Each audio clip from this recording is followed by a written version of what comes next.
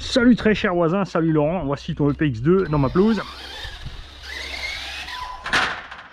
On va voir ce qui se passe. Et lui, alors lui, ça c'est rigolo, il a direct une coupure.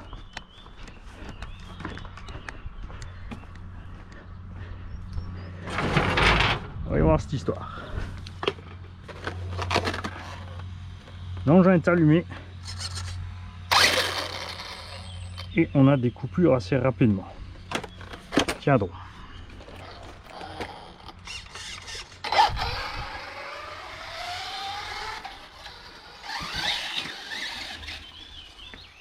Ah ouais.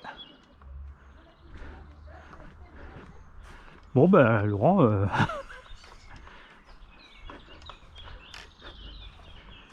c'est très bizarre. Dès que je m'approche, on est bon.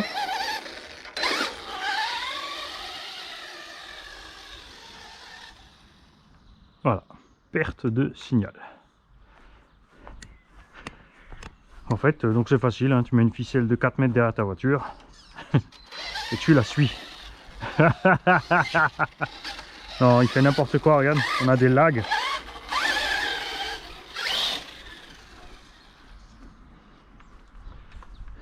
Bon, alors moi je vais te mettre un autre cerveau pour commencer, puisque le variateur, lui, est bien allumé. On a les ventilos qui tournent. C'est chaque fois qu'on utilise la direction, on se retrouve en panne.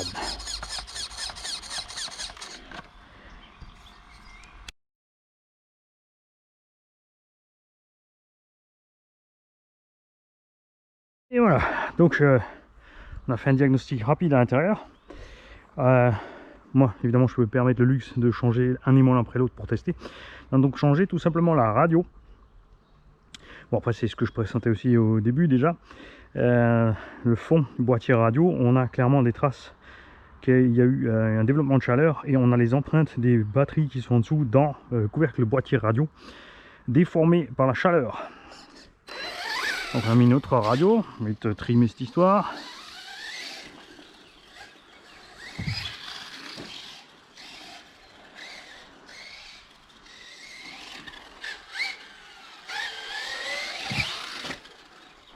Et on va se mettre en haut, en poste de pilotage.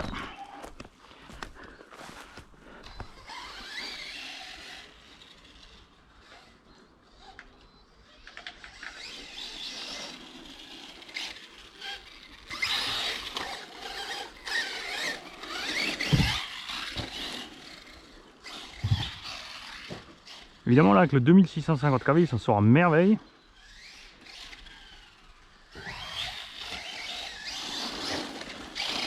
Et même si pour nous les fans du bash ça peut sembler juste, c'est vrai.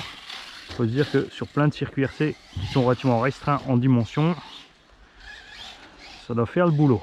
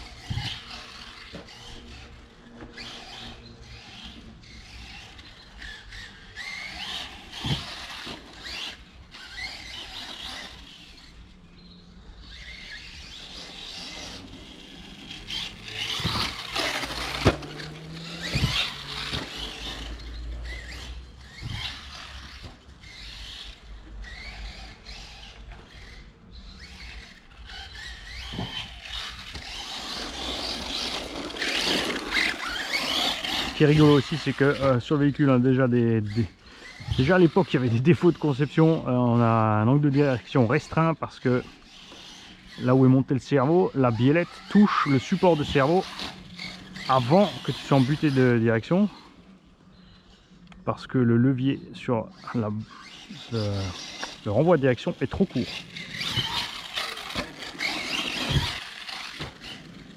Et la boîte radio aussi très bizarre, parce qu'elle est vissée sur le support, sur la platine radio, Donc on a le dur en dessous, on a juste un cache à mettre par-dessus. Et une vis, c'est par en dessous avec un écrou. Ça sentait déjà le bricolage à ce moment-là chez eux.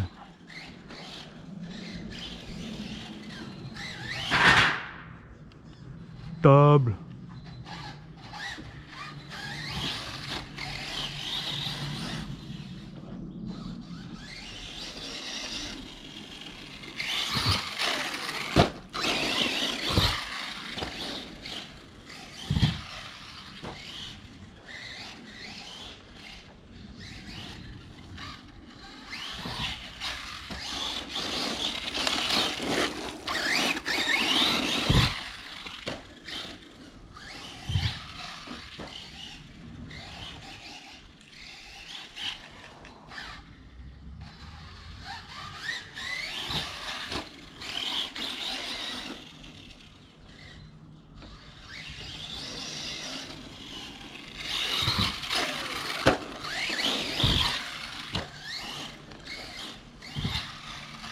Aussi, si vous avez un engin qui accroche trop de l'arrière, surtout dans l'herbe et qui a tendance à se renverser, mettez des pneus usés à l'arrière tout simplement pour que le train arrière puisse glisser.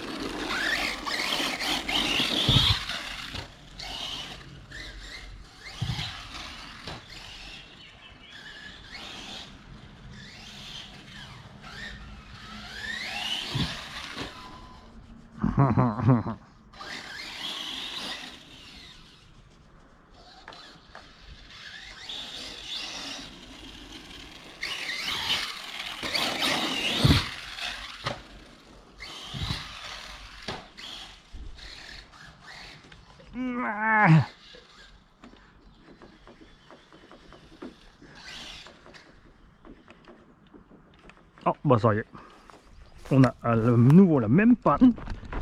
Par contre on est loin ce coup-ci. C'est très bizarre quand même, parce qu'on est passé quand même de 1 mètre à plusieurs mètres. Ah. Là par contre on n'entend plus les ventilos, il est complètement éteint. Alors est-ce que les chocs ont activé le bouton on-off?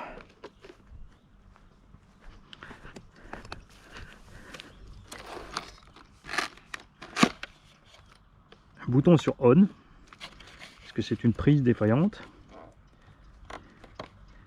Il faut quelque chose à lâcher dans le véhicule. Nous n'avons plus de source d'alimentation. Je vais pouvoir vous montrer aussi la petite... tu vois, ça aussi, de la part d'Obitex, c'est bizarroïde un petit peu. Tu as tous les câbles qui sortent là, vers la couronne principale de diff. Et toi, tu vas nous dire ce qui t'arrive, s'il te plaît. Ça vient pas d'une méprise. Bon, ça c'est bizarre. Moteur, ça va. J'ai les mains dessus, tranquillou.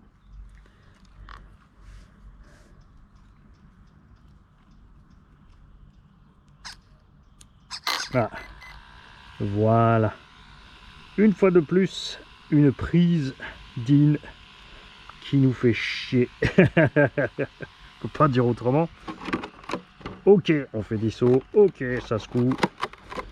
Mais quand même.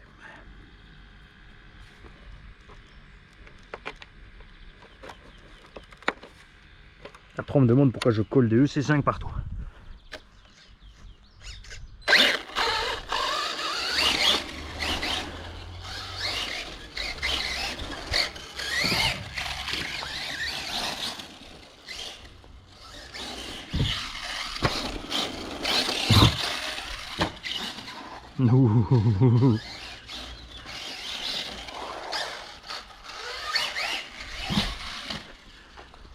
Alors évidemment, autant un moteur qui a beaucoup de kV et en petit diamètre comme ça a des problèmes de coupe pour emmener le véhicule plus vite ou plus fort, autant en l'air, quand il n'y a aucun contact, évidemment, il peut emmener les roues très vite en vitesse de rotation, ce qui permet de gérer facilement l'assiette.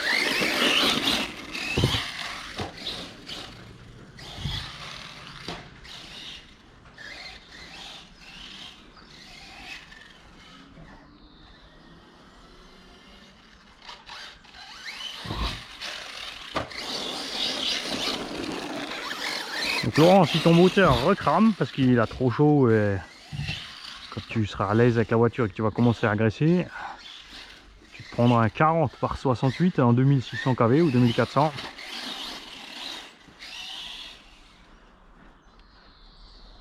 Pour emmener une dent ou deux largement en plus. Ou alors le même pignon, mais tu auras beaucoup moins de chauffe. Voilà, sur un petit circuit comme ça, franchement, ça fait merveille.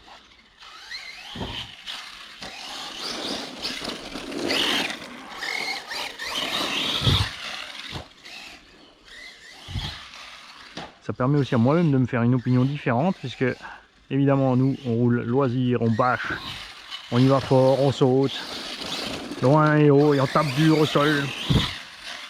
Et on fait des grandes distances. On roule sur des terrains souvent très accidentés, et là, on est vraiment à plat.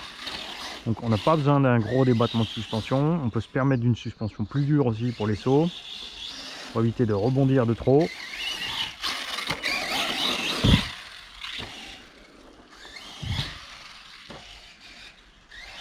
Parce que là, l'engin sur la table, il est posé à 2 cm du sol.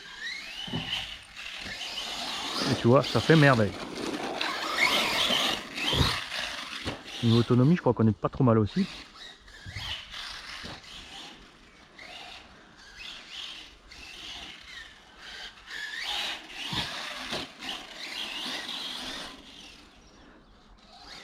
Petite pensée pour Pierre-Yves aussi, qui doit être bien heureux. Il dit ah, Mani, il roule une Obitech sans râler.